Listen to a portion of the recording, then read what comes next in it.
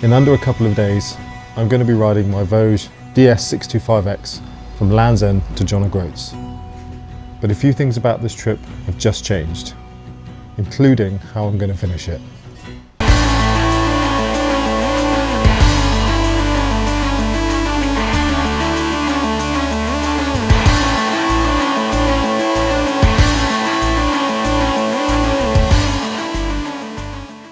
So if you're new here, my name is Stuart and this is my channel, Almost Enduro.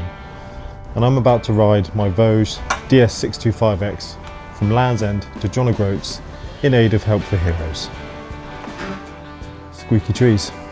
I just wanted to cover my final bike setup. It's basically as it is here, with a few minor additions.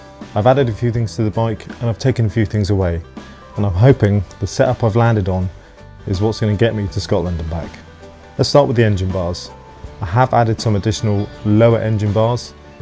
These were purchased from AliExpress and I am hoping to do a follow-up video on the fitment of those. Those were added after some comments and feedback I got following the crash I had a few months back on the Chinese New Year ride out. I'm hoping I won't need them, but they do look like they'll offer some protection should the bike go down. Tyres. My tyres are sorted and I have to thank again Mitas for supporting the trip by sending me a new set. I've gone again for the Mitas Enduro Trail XT Plus, the DAKAR version. There's a separate video which I'll put a link in the description to, which covers why I made that choice. But it's got a fresh set on and I've no doubt they're up to the challenge of this long distance ride. But after the ride, we will see what sort of state these tyres came back in. Now luggage wise, what I've not pictured here is my tail pack, which really is just a 40 litre dry bag. It's in some of my other videos and you will see it during the course of the trip. I've also got my bags on my engine bars.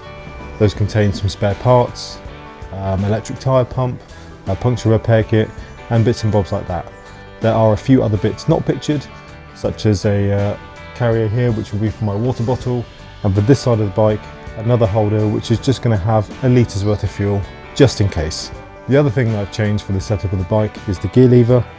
I'm now using one off an Africa Twin, which has a fold-in tip, and there is a video for that in the description if you want to go and watch that and check that out as well. A couple of other things to bear in mind is security on the trip. The first one I'm using, where is it? Here it is. The physical security was sent over from Hiplok, and thank you very, very much to the guys there. They have sent me the DX1000 lock, which is angle grinder proof, and it's real peace of mind having that through my wheel everywhere I stop. Just wait for that tractor to go past.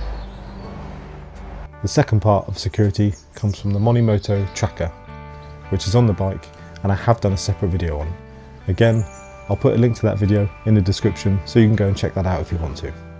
This hasn't really been a bike build, this has just been learning from my experiences on the bike, learning from the tumbles I've had and trying to put together a package that I hope will suit me for the trip ahead of me. So let's move on to what's changed about the trip. And the big one is how I'm getting home. So originally the plan was to ride from Land's End to John O'Groats, link up with my family and then get the bike couriered back down to Devon where I live. However, because of the rising costs of fuel and transport, the quotes I'm now getting are so high that it's effectively costed that option out. Well, there's a cat there, sorry about that. Chris, go away. So I'm not doing that anymore. Instead what I've done is I've tagged on 2 extra days for me to ride the bike back down to Devon. Now obviously I'm not going to take the scenic route when I'm doing that. I am going to have to largely stick to A roads and motorways. But that being said, I think it is a nice way to extend the trip a little bit and also to really do the full 360 ride up, ride back down. Aside from the cost implications, it never really felt right not doing a ride back down. And the only reason I chose to do that initially was for time. I'm in my 40s, I've got a job, family, all those sort of commitments.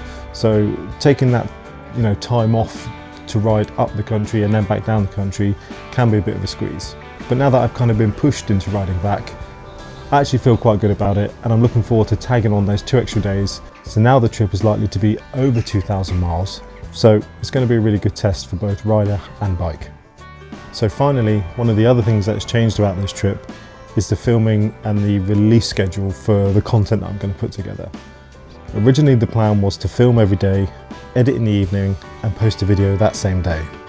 because this is an important trip for me, I want to do the videos and the content I make justice.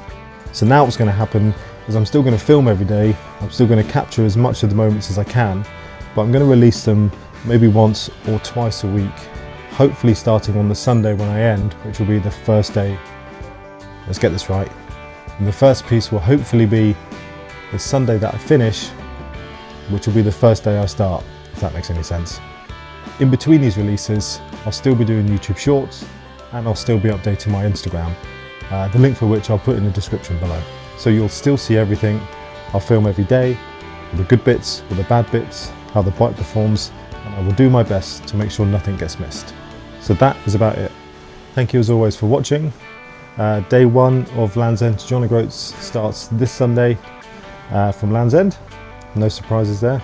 If you do want to follow along with the journey, please make sure you're subscribed, and I'll see you at the start line. Stay safe out there.